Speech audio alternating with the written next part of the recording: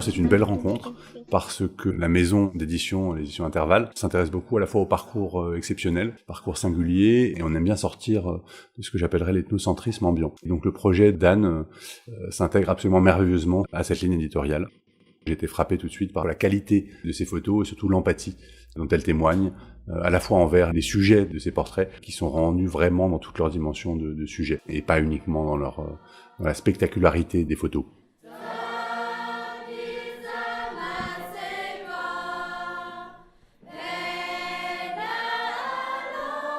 Ce qui est passionnant dans son travail, c'est que à la fois c'est un travail très fort esthétiquement parlant, mais c'est aussi un travail qui n'est pas juste un travail de photographe. On sent que derrière, à la fois le choix des endroits où elle va, sa capacité à susciter des rencontres, il y a d'abord un travail préparatoire énorme, puisque c'est quelqu'un qui à la fois lit énormément, se documente, et donc arrive en terrain inconnu qui n'est pas forcément complètement inconnu. Avec cette capacité à ne pas être que un portraitiste, disons, elle tire de sa connaissance du terrain et de sa préparation, peut-être une liberté dans la pratique de la photographie.